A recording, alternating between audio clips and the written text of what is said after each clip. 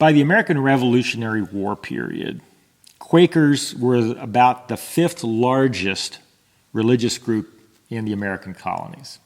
Almost half the American colonies were controlled by Quakers. The Jerseys, Rhode Island, Delaware, Pennsylvania, North and South Carolina, we were a large group. And so most Americans, if they shake their family tree, a Quaker nut is going to fall out.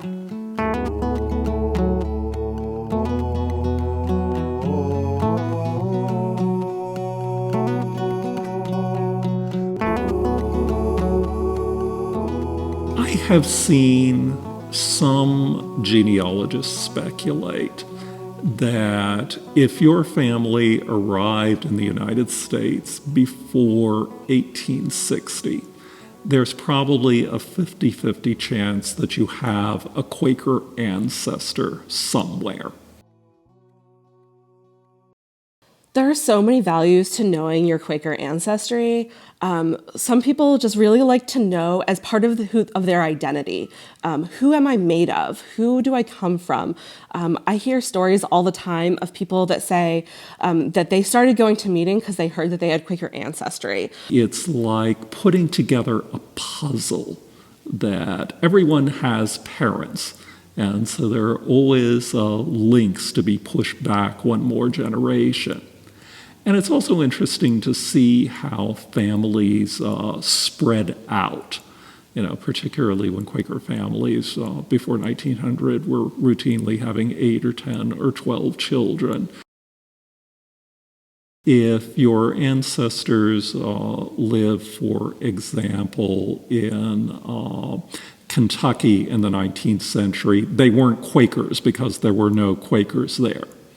On the other hand, if you can trace them back to the 18th century in a place like Chester County, Pennsylvania, or Guilford County, North Carolina, or on Long Island, then the chances are very good that you've got a Quaker connection somewhere. And you could trace your family's migrations along the Quaker migration routes from England into the colonies, from the Delaware Valley down into the South, and then anti-slavery migrations up into Indiana, and then following the frontier, a route into the Northwest by the late 1800s and a route into Southern California in the late 1800s. All along that way will be these Quaker colleges that were established by the Friends as they moved west. Genealogists are usually very excited when they discover they have Quaker ancestors, because Quakers have been such good record keepers over 3.5 centuries. Quaker ancestors are probably easier to trace than those of any other church, with perhaps the exception of the Latter-day Saints, the Mormons, for whom, of course, genealogy is a religious duty.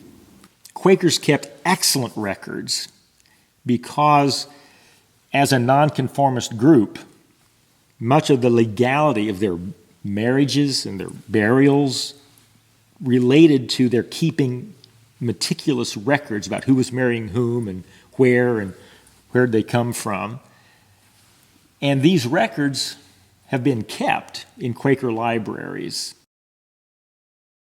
You can contact us at Haverford. You can contact our sibling collections at Swarthmore or Guilford or Earlham, at least in the United States. And we can kind of help you try to figure out where your family is from and where Quakers might have intersected with that. If you're over in London, it's the Friends House Library in London. In Philadelphia, it would be Haverford College, Swarthmore College.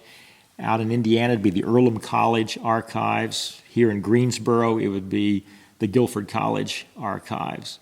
And other Quaker colleges out to the coast, George Fox in Oregon, Whittier in Southern California, Friends University in Wichita, William Penn University in Oskaloosa, Iowa, would also probably have those sorts of records.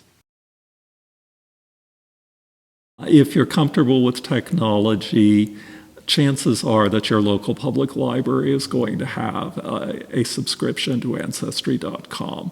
So you can simply put in that name, John Hadley, Alamance County, North Carolina, 1850, and see if there is any match with the Quaker records from North Carolina that have been digitized.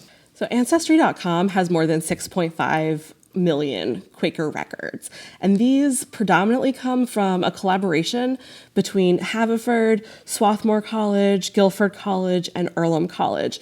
They have Philadelphia yearly meeting, Baltimore yearly meeting, I know Indiana, North Carolina yearly meetings. They have a lot of material, and you can go through and go by the yearly meeting and really just look at minutes up to 1935. I think that there's a real value in knowing it's not just who I am today, but it's this larger family that we come from, and that includes our ancestors.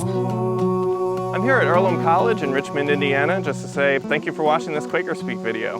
We release new videos every Thursday, and you can click on this button over here to subscribe to the project. This year, we're asking for your support to help keep the project going. For as little as $1 per video, you can support us. That link is down below me. And you can see all the videos we've ever released in this playlist down here. Thanks for watching, and have a great Thursday. Whee!